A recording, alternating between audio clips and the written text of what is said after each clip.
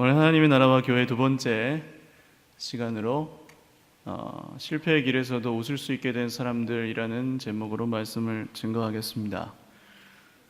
성공이라는 말을 싫어하는 사람은 아마 없을 것입니다. 교회 안에도 세상 밖에도 사람들이 대부분 성공을 쫓아 살아가고 있습니다. 반대로 실패라는 말을 좋아하는 사람은 또 없을 것입니다. 그런데 막상 그 성공과 실패의 기준이 어디에 있는지를 생각해 보시면 정확하게 이것이다 라고 말할 수 있는 것이 아마 내 속에 없다는 것을 발견하게 되실 것입니다. 예를 들면 자녀가 성공해야 한다면 어느 정도 공부라고 하면 어느 정도 공부를 잘해야 자녀가 성공하는 것인가? 어느 정도 되는 대학을 가야 성공하는 것인가? 돈이라고 한다면 돈을 얼마나 벌어야 성공하는 것이며, 집이라고 한다면 얼만큼 큰 집에 살고 좋은 집에 살아야 성공하는 것인지, 이런 것들이 여러분 이 정도면 됐지라는 기준 정도는 있으시겠지만 정확하게 이만큼 이상이면 성공이다, 이런 기준들이 아마 다 같지 않으실 것입니다. 안타까운 것은 이 성공과 실패의 개념이 교회 안에도 굉장히 많이 들어와 있다는 것입니다. 신학교 다닐 때 들었던 별로 좋지 않은 얘기인데요, 반면 교사로 삼기 위해 한번 이야기를 하면, 신학교 다닐 때 들었던 제가 굉장히 기억에 남는 설교가 있습니다. 믿음의 학위를 받자라는 제목이었는데 요지가 뭐였냐 하면, 어떤 목사님이었는지 제가 기억이 전혀 안 나는데, 이 목사님의 말씀은 믿음의 학위를 받았기 때문에 당신은 이제 그 큰 교회 몇천 명의 성도님들이 있고 또 수백억의 그 예배당을 지었고 한 번 헌금을 작정을 했더니 몇십억이 거쳤고, 이런 이야기를 이제 간증을 섞어서 설교를 하셨습니다. 근데 거기까지는 그냥 하나님이 복을 주신 거니까 그렇습니까? 이제 하고 있었는데, 그 다음 이야기가 아직 그 믿음의 학위를 받지 못한 당신의 동기들, 목사님들은 지하 월세 예배당에서 5명, 10명 놓고 목회하는 사람들이 많다, 이런 이야기를 하시더라고요. 굉장한 충격을 받았기에 지금까지도 그 설교를 잊지 않고 있습니다. 그런 논리로 따지자면 여러분, 우리나라에 세계를 통틀어서 그런 믿음의 학위를 받은 사람이 몇 명이나 되겠습니까? 믿음의 학위를 받고 하나님께 축복을 받아서 정말 부자 되고 많아지고 커지고 그런 것만이 하나님의 복이라면요, 우리는 다 낙제생이지 않겠습니까? 물론 복음을 전했더니 주님이 은혜를 주셔서 많은 분들이 모일 수가 있고 또 큰 교회 건물을 지을 수도 있습니다. 돈이 많아질 수도 있겠죠. 그러나 그런 것들은 본질이 아닙니다.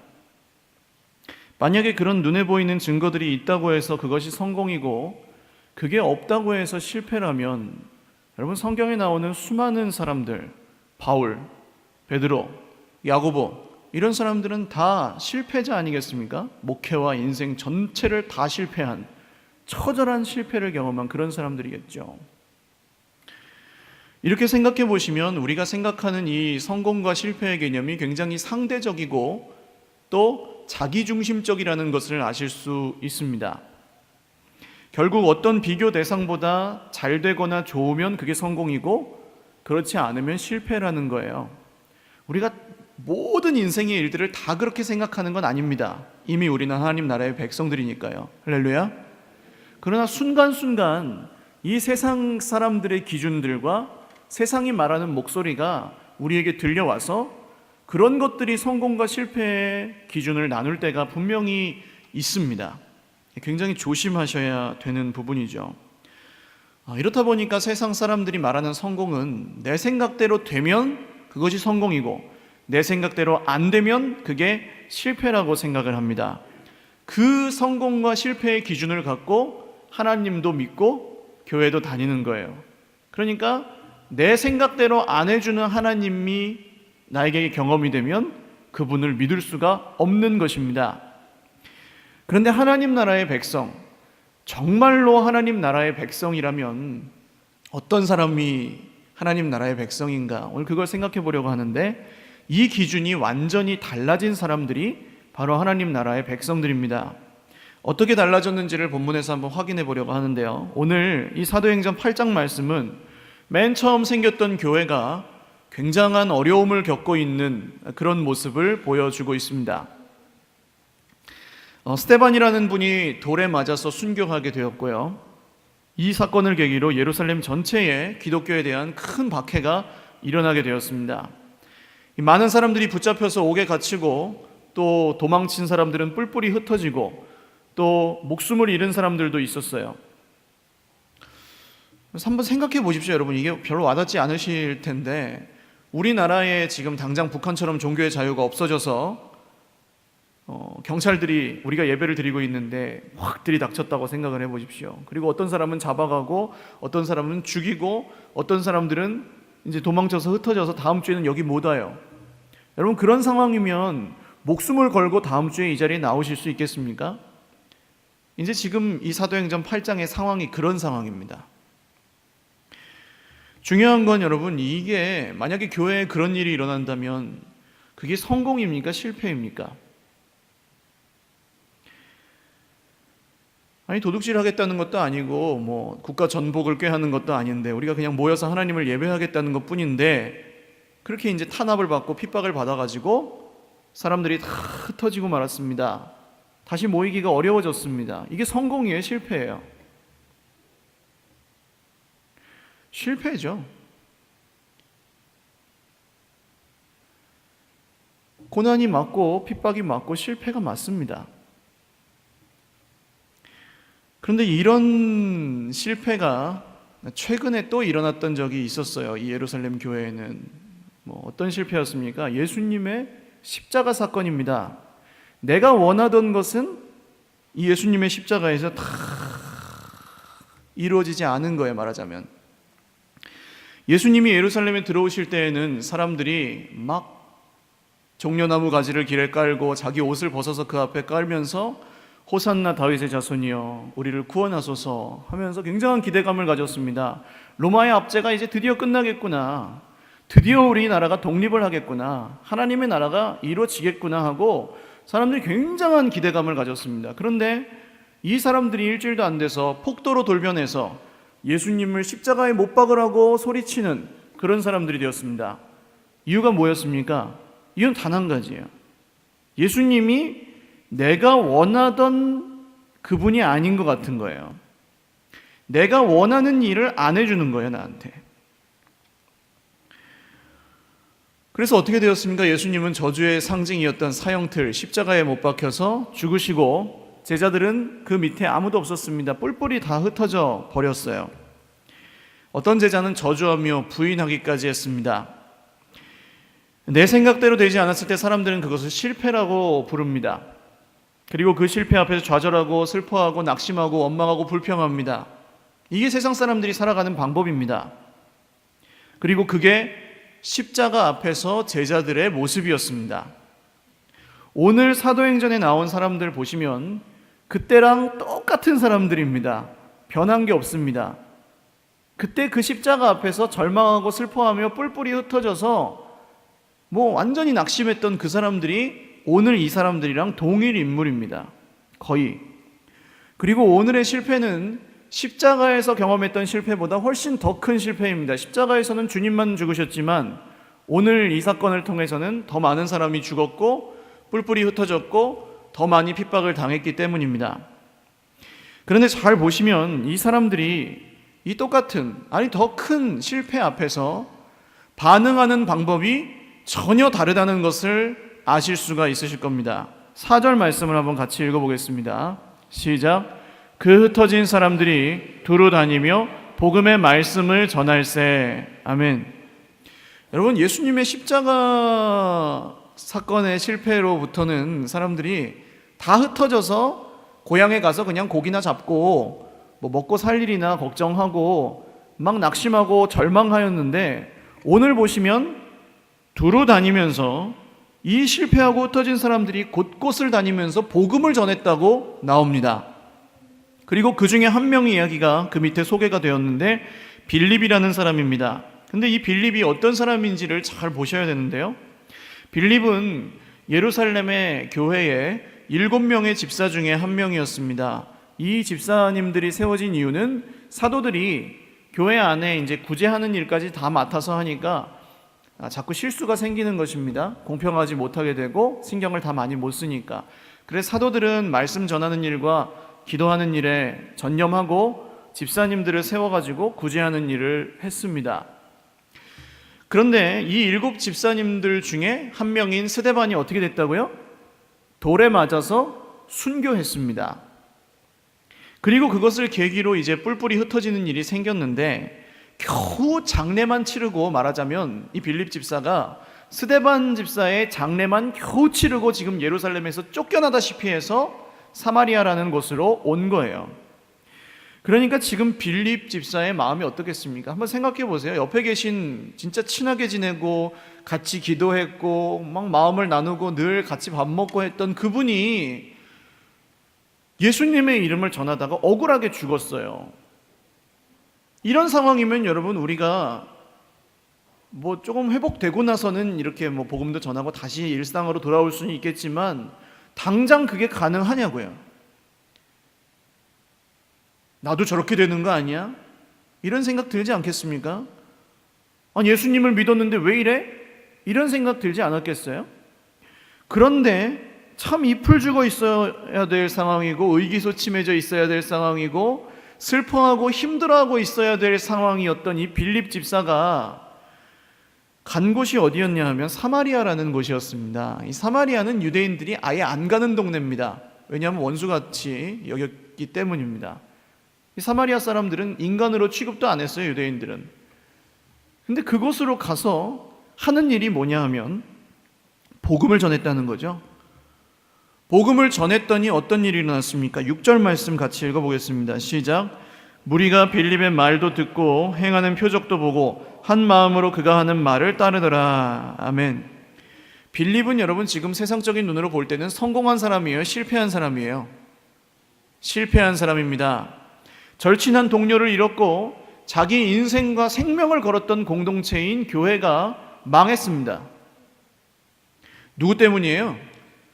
뭐 박해자들 때문이죠, 1차적으로는. 그러나 근본적으로 생각해 보면 누구 때문입니까? 예수님 때문이죠. 아니, 예수님을 믿고 예수님에게 인생을 걸었는데 이런 결과가 온 거 아니에요. 그런데 이 빌립 집사가 전하는 이름도 누굽니까? 예수님의 이름이에요. 여러분, 이게 말이 됩니까? 이게 이상하게 보이셔야지 정상입니다, 여러분. 이건 이상한 일이에요. 예수님 때문에 망한 사람, 예수님 때문에 인생을 진짜 망한 사람이 여전히 예수님의 이름을 전하고 있다는 건 이게 이상한 일인 겁니다. 이 말씀을 보실 때 이게 이상하다는 생각이 드셔야 되고요. 그리고 원래부터 이런 사람이 아니에요, 빌립은. 분명히. 왜냐하면 십자가 앞에서는 다 도망갔다고 돼 있으니까요, 성경에. 원래는 실패의 길에서 절망하고 낙심하고 슬퍼하는 그냥 우리랑 똑같은 사람이었다는 겁니다. 근데 이 사람이 변했어요. 실패의 길에서 웃을 수 있게 된 사람이 바로 이 빌립이 된 겁니다. 빌립이 이렇게 실패의 길에서도 복음을 전할 수 있었던 이유는 뭘까요? 그 이유는 하나님 나라에 대해서 깨달았기 때문이었습니다. 빌립이 복음을 전하니까 이런 표적들이 일어나는데 7절 말씀 읽겠습니다. 시작. 많은 사람에게 붙었던 더러운 귀신들이 크게 소리를 지르며 나가고 또 많은 중풍병자와 못 걷는 사람이 나으니. 아멘. 귀신이 나가고 중풍병자와 못 걷는 사람이 나았습니다. 이게 누가 하시던 일이에요? 예수님이 하시던 일이죠. 예수님이 가시는 곳마다 이런 일이 일어난 겁니다. 왜 그렇습니까? 우리는 보통 귀신이 이렇게 있으면 귀신아 예수님의 이름으로 나가라, 그러면 이제 귀신이 나가고 뭐 명령 안 하거나 기도 안 하면 안 나가고 이런 개념으로 많이 알고 계시는데, 예수님이 가시는 곳마다 귀신이 나간 이유는 뭐예요? 예수님과 함께 온 나라가 어떤 나라입니까? 하나님의 나라잖아요. 그러니까 원래 나라, 하나님의 나라가 회복이 되니까 원래 주인이 아니었던 귀신 같은 건 다 나가버리는 겁니다. 그러니까 귀신이 예수님이 명령하지 않아도 거의 그냥 나가거든요. 먼저 그냥 예수님, 하나님의 아들이 나랑 무슨 상관이 있길래 여기까지 왔습니까? 나를 괴롭히려고 합니까? 그러면서 그냥 나가버립니다. 예수님 명하지 않아도요, 특별히. 그러니까 하나님의 나라가 임한 증거가 바로 이런 기적들이었습니다. 이렇게 놀라운 일이 생기니까 사람들이 예수님을 붙잡고 못 가게 합니다. 그렇지 않겠어요? 만약에 예수님이 여기 딱 오셔가지고 여기서 병드신 분들이 다 낫고 막 귀신이 떠나가고 막 기적이 일어나면은 우리가 예수님 붙들고 안 놔주겠죠. 예수님 우리 교회만 계세요. 우리 교회 담임 목사님이 돼주세요 하고 예수님 모시지 않겠습니까? 근데 그 붙잡는 사람들에게 예수님이 이런 말씀을 하십니다. 한번 누가복음 4장 43절인데 읽어보겠습니다. 예수께서 이르시되 내가 다른 동네들에서도 하나님의 나라 복음을 전하여야 하리니 나는 이 일을 위해 보내심을 받았노라. 아멘. 하나님의 나라 복음을 얘기하십니다. 갑자기 뜬금없이. 사람들이 계속해서 자기들에게 기적이 일어나기를 원해서 예수님을 붙잡았는데, 그래서 예수님을 믿었죠. 믿은 거 맞죠? 기적이 일어나니까 믿었잖아요. 눈에 보이니까. 근데 예수님이 원하시는 건 그 믿음이 아니었다는 거예요. 기적을 보고 믿는 믿음이 아니라, 얘들아 나는 그 기적을 일으키러만 온 게 아니고 하나님 나라에 대해서 알려주려고 왔어. 이런 이야기를 하시는 거예요. 하나님의 나라는 너희가 원하는 일이, 너희가 놀랄 만한 일이 일어나는 게 전부가 아니고, 하나님의 나라는 그거 보고 나를, 그런 일이 있으면 그거 보고 나를 믿고 없으면 나를 안 믿는 그런 게 아니고, 하나님의 나라는 하나님이 너희들을 그런 일이 있든 없든 다스려 주신다는 거야. 이런 이야기를 이제 예수님이 하고 계신 겁니다. 정리하면 하나님의 나라가 우리 생각과 같지 않아도 그것이 진짜 하나님의 뜻이라면, 여러분 이제 우리 인생이 하나님의 나라 백성의 인생이라면 내 뜻과 같지 않은 일이 생겨도 그게 하나님의 뜻이라면 우리가 별로 흔들리지 않아도 된다는 것입니다. 그것이 실패가 아니라고 생각할 수 있게 되었다는 것입니다. 이것이 하나님 나라의 백성의 믿음이죠. 빌립이 전한 것이 이 하나님 나라의 복음이었습니다. 오늘 읽진 않았지만 12절에 보시면 명시되어 있습니다. 같이 읽어보시죠. 시작. 빌립이 하나님 나라와 및 예수 그리스도의 이름에 관하여 전도함을 그들이 믿고 남녀가 다 세례를 받으니. 아멘. 여러분 예수님의 이름만 믿으면 구원을 받죠? 천당에 가죠, 죽은 다음에. 그러면 예수 그리스도의 이름에 관하여 전도했다고 쓰면 되지 하나님 나라는 왜 써놨을까요? 이게 의미가 있다는 것입니다. 천당만이 하나님 나라가 아니라는 거예요. 천당만이 하나님의 나라가 아니고요, 이 땅에서 우리가 하나님 나라를 경험하며 살 수 있다는 겁니다. 보통요, 근데 그 증거는 이제 예수님은 그렇게 말씀하셨죠. 하나님 나라는 말에 있는 게 아니라 능력에 있다 그러셨잖아요. 근데 여러분 이 하나님 나라의 증거가 어디서 드러나냐 하면요, 그 사람이 하는 말을 들어보시면 그게 드러납니다. 이 사람이 뭘 얘기하고 사는지를 보시면 그 사람이 하나님 나라 백성인지 아니면 다른 나라 백성인지를 알 수가 있어요. 하나님 나라 백성은 무슨 얘기를 하겠습니까? 보통 하나님 얘기를 하겠죠. 하나님 나라 백성이니까. 할렐루야. 예수님 얘기를 하겠죠. 적어도 여러분 세상의 성공이 전부인 것처럼 살지는 않겠죠. 돈이 자기 인생의 목표인 것처럼 얘기하면서 살지는 않겠죠. 그러니까 하나님 나라의 백성은 티가 날 수밖에 없습니다. 세상 사람들하고 다르거든요. 여러분 목사님들의 설교를 많이 들으셨을 텐데, 저도 설교를 잘하고 온전하게 해서 하는 얘기가 아니라, 들어보시면은 그냥 여기 있는 얘기를 십자가에 예수님이 죽으셔서 당신을 구원하셨습니다, 할렐루야 하는 이 그냥 머리로만 알고 하는 얘기랑, 정말 하나님 나라의 그 기쁨을 경험하고 정말 그 벅찬 가슴을 안고 진심으로 전하는 얘기하고 같게 들리십니까? 다르게 들리십니까? 다를 수밖에 없는 거예요. 그건 어떤 목사님이 문제가 아니고 하나님 나라를 경험한 사람이라면 그 입에서 나오는 얘기도 그 삶도 반드시 다를 수밖에 없다는 것입니다. 왜 그렇습니까? 인생의 기준 자체가 달라져 버렸기 때문이죠. 여러분, 원래 이 제자들은 하나님 나라가 자기들이 원하는 방식으로 임하는 줄 알았습니다. 로마로부터의 독립, 정치적인. 그리고 누가 왕이에요? 예수님이 왕이 되시고 나머지 12제자들은 뭐예요? 총리하고 부총리하고 국방부 장관하고 이런 거예요. 제자들이 막 싸우고 있으니까 예수님이 얘들아 너네 왜 싸우니? 예수님 이제 왕 되면요 누가 영의정이에요? 누가 좌의정이에요? 누가 우의정이에요? 이러고 있었다는 거예요. 그게 자기들이 원하는 하나님의 나라였습니다. 그런데 십자가를 경험하면서 그게 아니라는 거를 아주 그냥 한 대 맞듯이 깨달았죠. 그게 아니었구나. 망했다. 지금까지 우리가 믿던 게 안 됐구나. 이제 큰일 났구나. 이제 집도 버리고 직업도 버리고 다 버렸는데 이거 우리 인생 망했구나 했는데 3일 만에 예수님 어떻게 되셨습니까? 살아나셨어요. 그러니까 이 제자들은 그야말로 요새 젊은 사람들이 하는 말로 멘붕이 온 겁니다. 이거 뭐야 이거? 분명히 우리 생각대로 되진 않았는데 다시 생각해 보니까 또 뭐 된 것 같기도 하고. 그러니까 이 제자들이 여기서 경험한 게 뭐냐 하면, 이 십자가와 부활을 통해 경험한 게 뭐냐 하면 성공이 아니고 실패가 아니라는 걸 경험을 한 겁니다. 좀 더 자세히 설명을 드리면 세상에서의 성공이 하나님의 성공과 똑같지 않고 세상에서의 실패가 하나님의 실패와 똑같지 않다는 걸 그냥 완전히 한 대 맞으면서 그냥 머리로 안 것이 아니라 그냥 확 부딪혀 왔다는 거예요.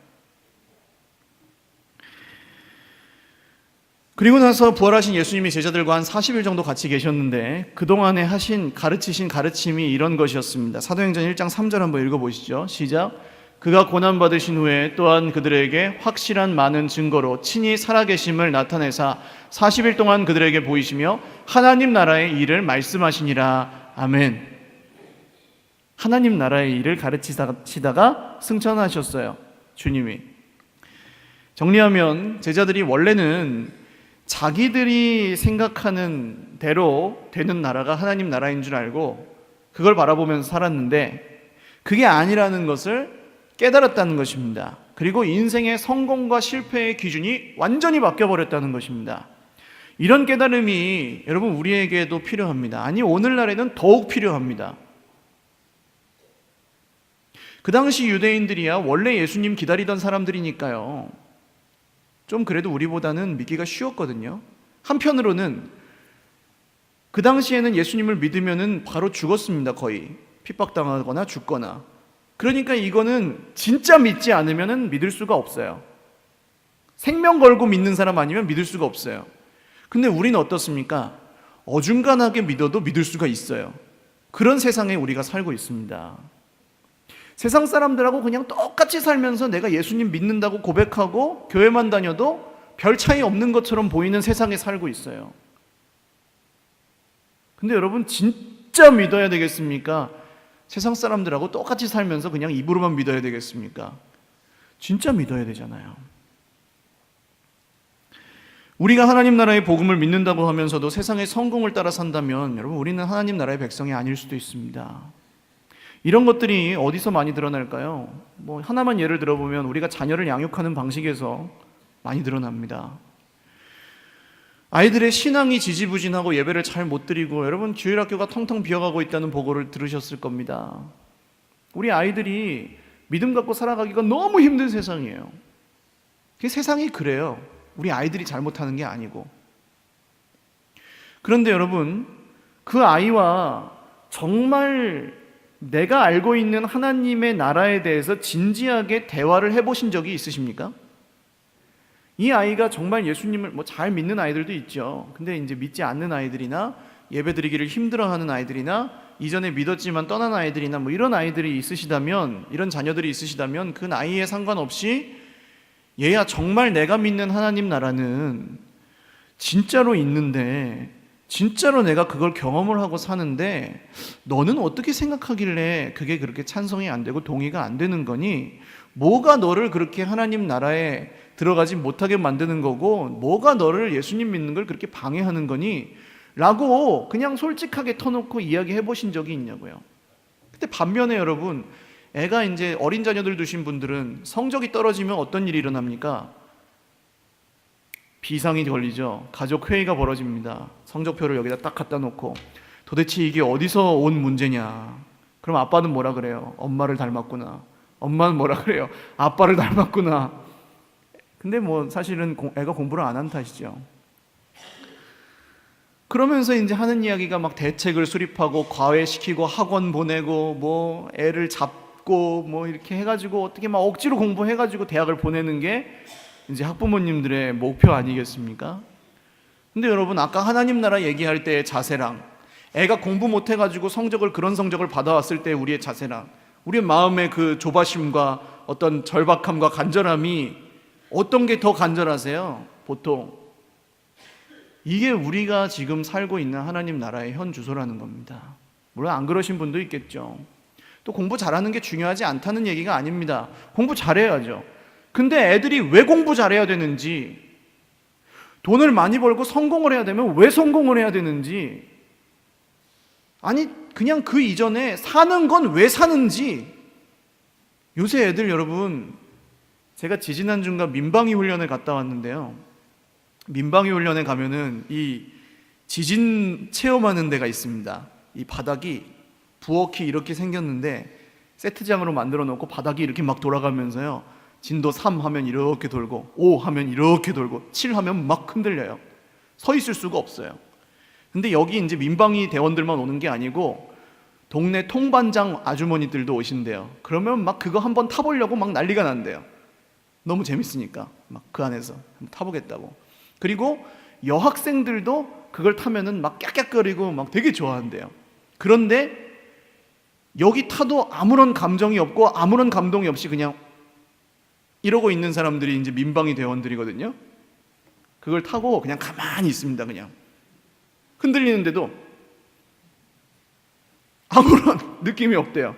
근데 이 지도하시는 분이 얘기하기를 민방위 대원들 뿐만이 아니라 한 중학교 2학년 정도부터 남자애들은 다 그렇대요. 태어나도 그냥 이게 흔들리는지 안 흔들리는지, 내가 죽는지 안 죽는지 그런 것도 상관이 없대요. 지난주에 제가 인터넷에서 본 이야기인데, 여러분 힘들어하시는 것 같아서 이야기하는 겁니다. 이 지구가요, 여러분 1989년인가 굉장히 위기가 있었는데, 지구가 이렇게 지나간 자리에 한 1시간 있다가 1km짜리 소행성이 슉 지나갔답니다. 그게 관측이 됐대요. 만약에 6시간만 일찍 지나갔으면 지구에 꽝 부딪혀서 한 남한 정도 되는 면적이 날아가고 지구에 핵 겨울이 왔을 거래요. 그렇답니다. 그렇게 무거운 게 떨어지면 그렇게 된답니다. 근데 거기에 이제 중학생, 고등학생, 뭐 초등학생 이런 애들인 것 같은데 댓글을 달아놓은 걸 보니까 아깝다 이래요. 아깝다. 좋은 구경 놓쳤네 막 이래요. 그리고 나서 제가 청년 한 명을 만났는데, 이 청년이 좀 힘들어하는 청년인데, 그 청년도 자기가 만약에 그러니까 이 청년하고 얘기를 하면서 믿음에 대해서 얘기를 하면서 했던 얘기가 뭐냐면, 만약에 진짜 해운대 영화처럼 쓰나미가 쫙 몰려오고 있는데 그걸 보면은 어떤 생각이 들겠느냐? 도망가야죠. 근데 진짜로 도망갈 거냐? 도망가야죠.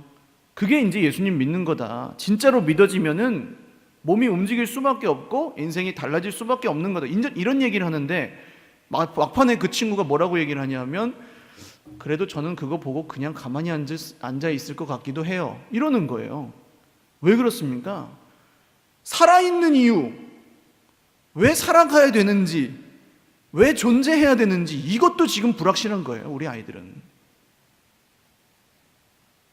왜 그럴까요, 여러분? 우리가 하나님 나라를 입으로는 믿는다고 하면서 여전히 우리의 관심사와 생각들이 다 돈이나 좋은 대학이나 성공이나 이런 것들에 가 있다면, 여러분, 그 아이들은 우리를 보고 예수님을 믿을 수가 없는 겁니다.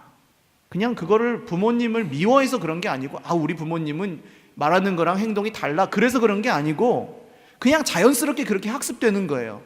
그런 믿음이. 그러니까 고등학교 대학생쯤 되면은 그냥 떠나버리는 겁니다. 교회 안 다니고요. 의미가 없잖아요, 자기한테 이 믿음이. 변하는 것도 아니고 달라지는 것도 없고.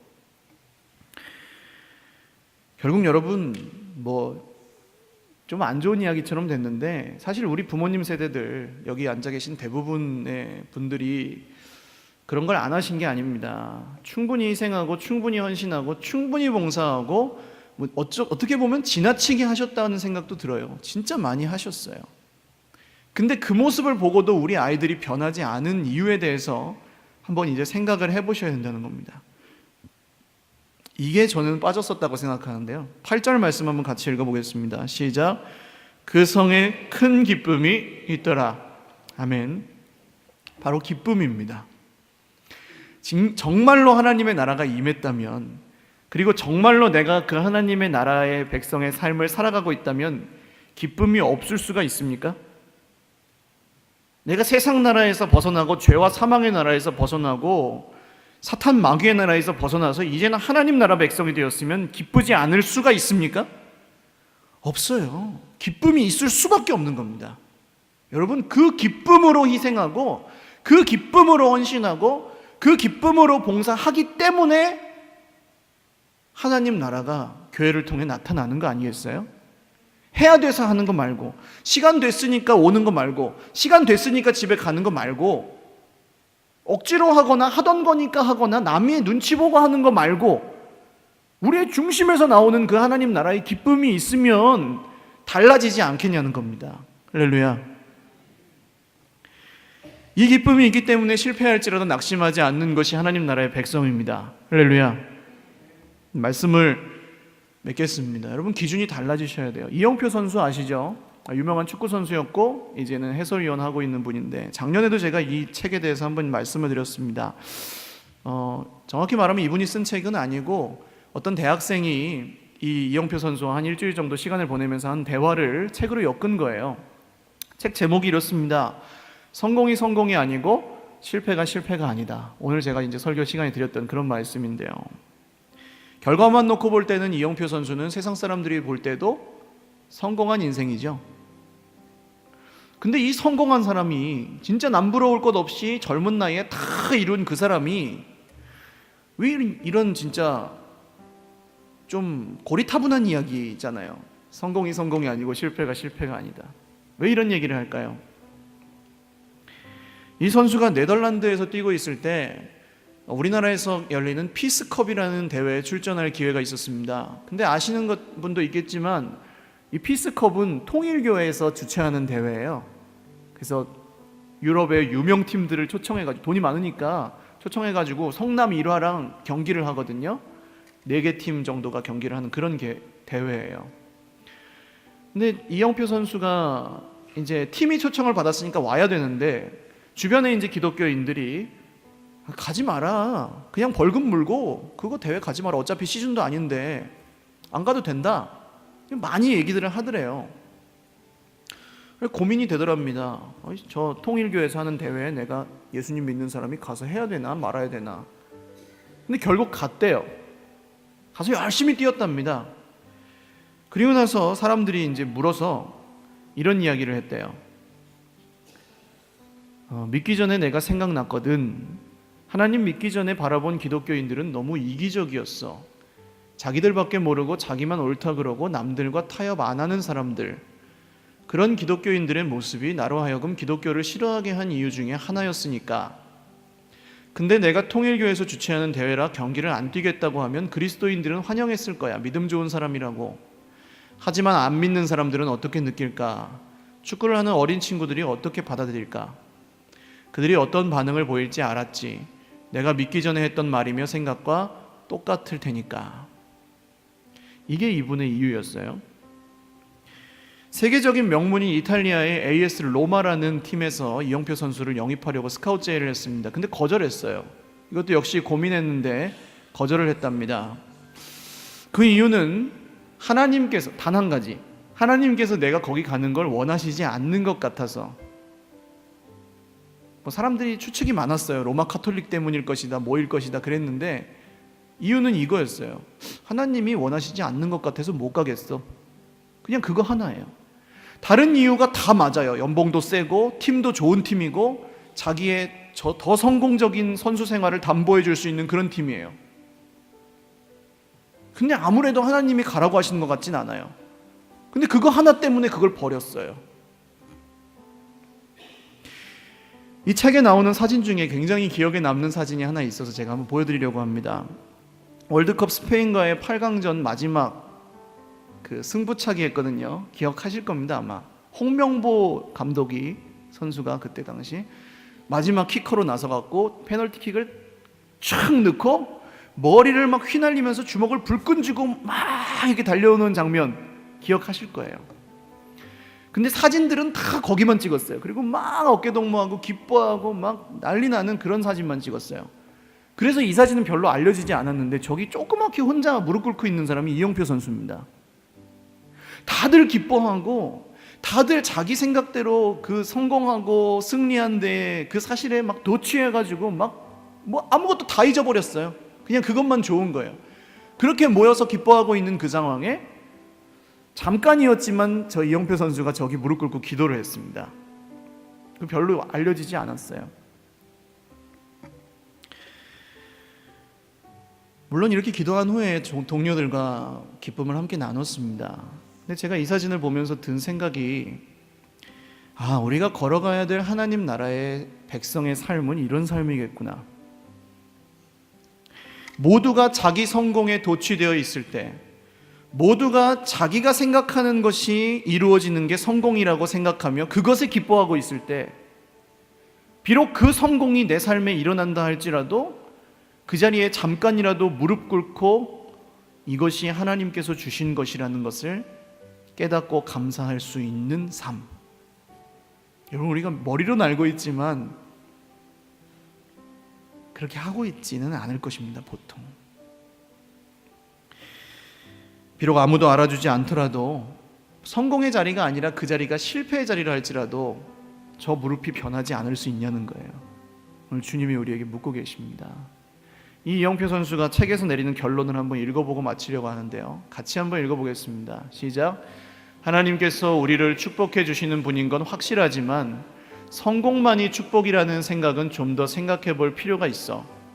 우리가 최선을 다하고 무언가 이루었을 때 그것이 주님의 은혜라고 생각하는 것처럼 최선을 다해도 안 될 수 있다는 사실을 받아들이는 게 필요하지 않을까? 우리의 목적이 성공이 아니라 주님이라면 말이야. 성경은 아니지만 감동이 되시죠? 같이 찬양하고 기도하겠습니다.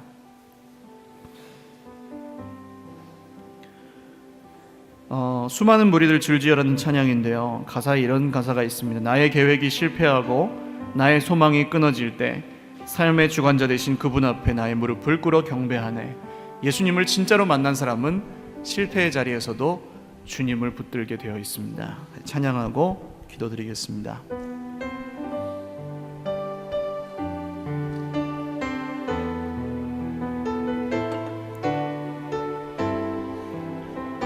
수많은 무리들 줄지어,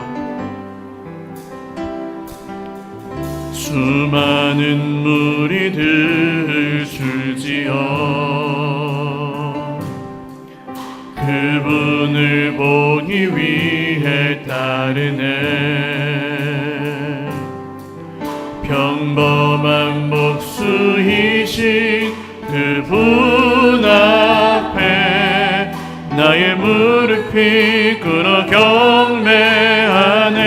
모든 문제들 하나하나, 모든 문제들 하나하나, 죽음까지도 힘을 잃고, 죽음까지도 힘을 잃고 생명의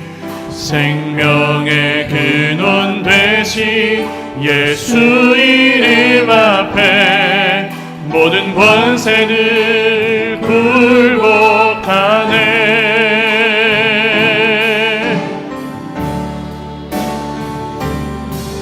예수 이름 높이세. 능력의 그 이름, 예수 이름 높이세. 구원의 그 이름, 예수 이름을 부르는 자, 예수 이름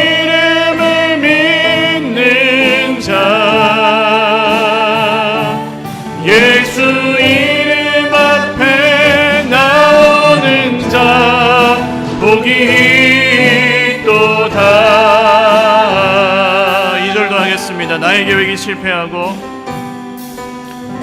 나의 계획이 실패하고 나의 소망이 끊어질 때 삶의 주관자 되신 그분 앞에 나의 무릎을 꿇어 경배하네. 나의 삶을 그분께 맡길 때 비로소 나의 마음 평안해. 비로소 나의 마음 평안해. 구원의 반석 되신 예수의 이름을 소리 높여 찬송하네.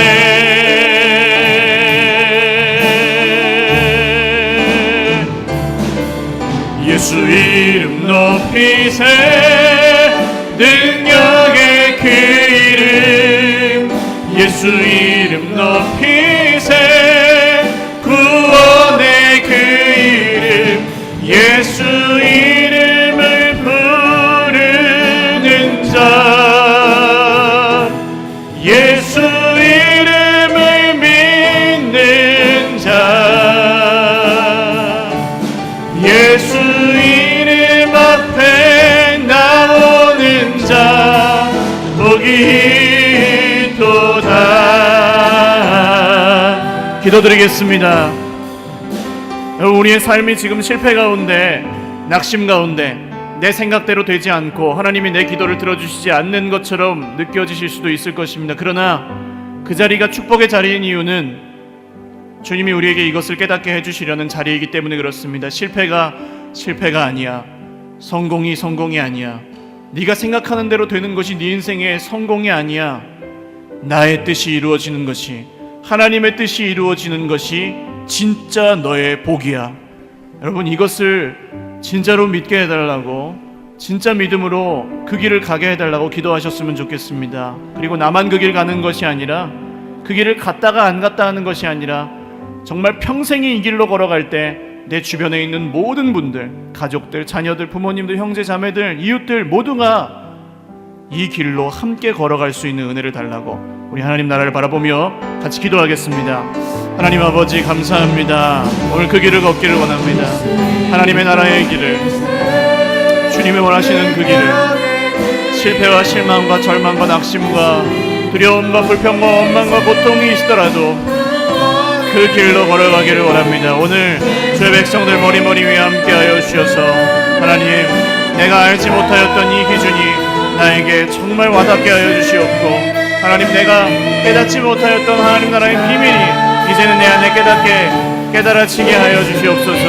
나도 모르는 것을 전하는 인생이 아니라 내가 경험하고 살아서 기쁘고 좋아서 전하는 그런 인생으로 변화시켜 주옵소서.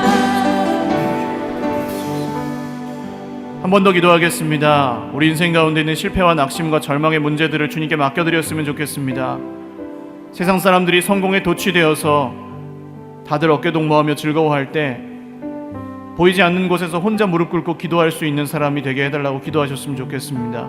오늘 이 실패와 낙심과 절망의 이유가 지금 내가 복음 안에 있지 않고 예수 그리스도의 이름 안에 있지 않고 하나님 나라의 길을 걷지 않고 있었음이 이유였다는 것을 발견하게 하시고, 이제는 거기서 세상에서 성공과 실패를 찾지 않고 기쁨과 슬픔을 찾지 않는 하나님 나라 백성의 인생을 살게 해달라고 다시 한번 우리의 실패와 절망과 문제를 주님께 맡겨드리며 기도하겠습니다. 하나님 아버지 감사합니다. 실패와 절망과 낙심에 지쳐있는 우리의 마음과 우리의 인생을 주님의 손에 맡겨드립니다. 주님의 피 묻은 손으로 안수하여 주셔서 이제는 그 기준이 세상의 기준이 아니게 하여 주시옵소서. 세상의 성공이 우리의 기준과 우리의 표대가 되지 않게 하여 주시옵소서. 하나님이 원하시는 복되고 복된 일들이 우리 인생에 더 많이 일어나게 하여 주시고, 하나님의 뜻이 이루어지는 게 이제는 기쁨이며 하나님의 뜻이 이루어지는 것이 우리의 소망이며 하나님의 영광이 우리 인생의 목적이 되고 삶의 이유가 될 수 있도록 주여 변화시켜 주시옵소서. 살아계셔서 지금도 우리 가운데 역사하시는 하나님 아버지, 예수님의 이름에 능력이 있습니다. 예수님의 이름을 부르는 자에게 복이 있습니다. 세상에서 성공하고 많아지고 커지고 부자 되는 것이 우리의 인생의 목적이 아니게 하여 주시고, 실패가 실패가 아니고 성공이 성공이 아닌 인생, 이제는 하나님의 뜻이 이루어지는 것이 내 인생의 진짜 성공이며 하나님의 뜻이 내 삶 가운데 온전히 이루어지는 것에 기뻐할 수 있는 인생으로 변화시켜 주시옵소서. 세상 사람들에게 우리가 이런 삶을 살아갈 때 그 삶이 감동이 되게 하시고 그 삶 자체가 하나님 나라의 복음이 되어서 이 길을 걷지 않는 많은 사람들이 우리의 길을 궁금해하고 예수 그리스도께로 돌아오는 놀라운 역사가 오늘 사도행전의 말씀처럼 일어나게 하여 주시옵소서. 감사하옵고 예수님의 이름으로 기도 올리옵나이다. 아멘.